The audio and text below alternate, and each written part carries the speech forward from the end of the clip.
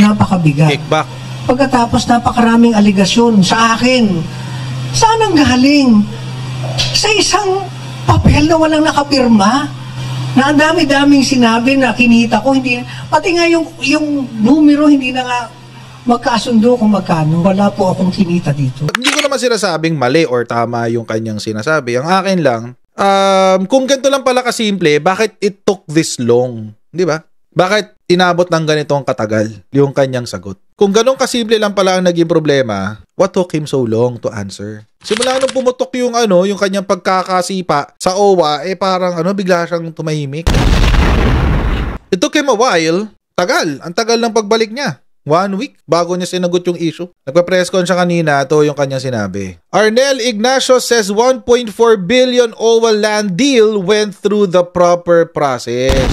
Ayan daw yung mga babayan. Dumaan daw sa proseso yan. According to him, ang problema ni Admin Arnel dito, mga kababayan, ang tagal niya kasing sinagot. Alam niyo mga kababayan, napakadali ho kasing sagutin yung issue na yan. Simpleng-simple lang ho ng sagot dito sa issue na to, na dapat ay ginawa na niya noon pa lamang, nung pagsabog pa lamang nito. Ito po ay dinala namin sa board. Dinala namin sa board bilang report ng OWA at binusisi ng ilang technical working group na binuo rin po ng aming chairman na si Chairman Secretary Hans Kakdak, na kaibigan ko. Walang nakitang iniliban na hakbang. Lahat ng mga requirements sinunod at sinabing maayos ang aming pagkakasunod sa RA 10752. So, ito po ang kaya ako gulat na gulat na tinawag itong anomalous deal. Napakabigat. Kickback. Pagkatapos napakaraming aligasyon sa akin. Saan ang galing? Sa isang papel na walang nakapirma, na ang dami-daming sinabi na kinita ko, hindi, pati nga yung numero hindi na nga magkasundo kung magkano. Wala po akong kinita dito. As our government financial institution, it's the land bank who assessed the value, and it is exactly the amount that was paid. At sana naman lang, binigyan ako ng pagkakataong makakausap. And nagulat na nga lang po ako na isang araw pinatawag ako na ako ay papalitan. So, yun po ang nangyari dito. Hindi ko po ito itinago sa ito pong ganitong kagandang transaksyon. Bakit namin itatago ito? Ito ngayon yung sinabi ni Arnel Ignacio. Ngayon, hindi ko naman sinasabing mali or tama yung kanyang sinasabi. Ang akin lang, kung ganito lang pala kasimple, bakit it took this long? Di ba? Bakit inabot ng ganitong katagal yung kanyang sagot? Kung ganun kasimple lang pala ang naging problema, what took him so long to answer? Weird sa government yung tatanggalin ka lang agad eh. Hindi naman nangyayari yung ganun. I don't know exactly what happened dito. Pero balikan natin yung kwento ha. Baka kasi magkaroon tayo ng konting pagkakaintindi. Ito yung sa side ng OWA. Axed Arnel Ignacio and Deputy Emma Sinclair used intimidation to railroad 1.4 billion na iya property deal and evade 100 million in taxes. Medyo mabigat, di ba? Sabi ng DMW ay sila ngayon na nag-iimbestiga sa isang kontrobersya involving 1.4 billion pesos and 100 million tax misdeclaration by, of course, si former admin Arnel Ignacio.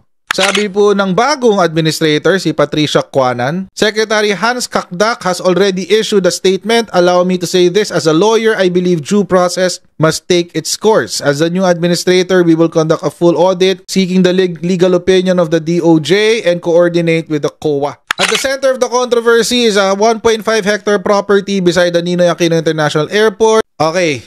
A location deemed unsuitable for development due to its proximity to the airport's runway and existing tenants, including a smart cell tower and a KFC outlet. The land owned by the Bendina family was allegedly intended to house a halfway house for returning overseas Filipino workers, but insiders say the site is entirely unfit for that purpose, raising red flags about the true motive behind the purchase. Ngayon mga kabayan, ano ba yung halfway house na yan? Halimbawa, sa States uso to eh. kapag ikaw ay isang kriminal at laya ka na. Hindi ka basta-basta palalayain lalo na't wala kang babalikan. Hindi ka basta-basta papalayain. Ang gagawin, ilalagay ka muna sa halfway house kung saan parang minimum security, ganun. Oo, tapos habang ikaw ay nasa halfway house, unti-unti mong binubuo yung buhay mo, nagtatrabaho ka, pero naka-monitor ka, naka-ankle bracelet ka nun. So, minomonitor ka, merong parang parole officer na magbabantay sa'yo, etc., etc. Doon ka uuwi every day, etc., etc. Yun yung halfway house. Bago ka i-integrate sa society, kailangan pagdaanan mo muna to para hindi ka mabigla. Ngayon, yung halfway house, mga kababayan, kasama ho yan sa repatriation program ng OWA. Ibig sabihin, kapag ikaw ay nasa bansa kung saan may kaguluhan at kailangan kang iuwi, halimbawa, nung mga nasa Israel, emergency.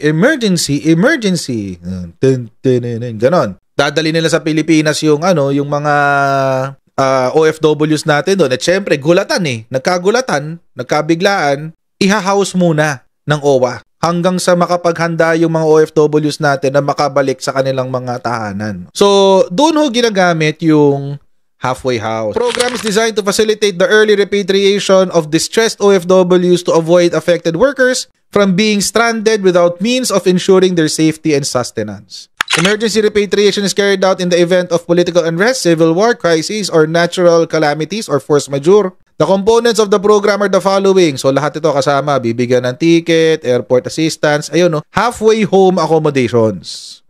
Ngayon, ibig sabihin mga kababayan, kapag halimbawa kayo OFW, pag uwi nyo ng Pilipinas, quote-unquote, ibabahay muna kayo ni OWA. I-check-in kayo sa hotel, doon muna kayo, magpahinga muna kayo dyan. Tapos, ika-counseling kayo, may debriefing kayo dyan, bibigyan kayo ng mga ayuda kung kailangan, or kung merong applicable na ayuda. Tapos, ihahanda nila yung domestic transport kung sa probinsya kayo nakatira, psychosocial counseling, medical assistance, lahat yan, ibibigyan ng OWA sa inyo. Kung OWA member kayo, Kaya mag-member kayo ng OWA.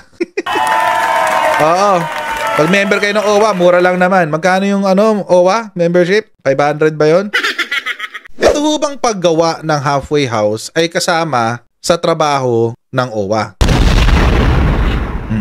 Hindi ko sinasabi yung programa ng halfway house. Ang sinasabi ko, yung pag-construct ng OWA-owned halfway house, yun ho ba ay kasama sa trabaho ng OWA? Baka kasi this is what we call an ultra vires act. Ultra vires, ibig sabihin, hindi ito kasama or hindi ito yung purpose kung saan itinatag ang OWA. Baka ho kasi wala ho ito sa charter ng OWA. Ito mga babayan, these are just questions ha. Ito mga tanong lamang na pumapasok sa aking utak habang pinapainggan ko yung kwento at ang issue nitong kay former admin Arnel Ignacio. Number 1 is yung bang construction of a halfway house an approved program ng board.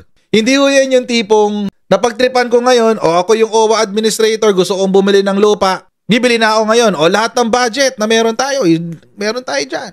Sige, gamitin natin dyan sa lupa.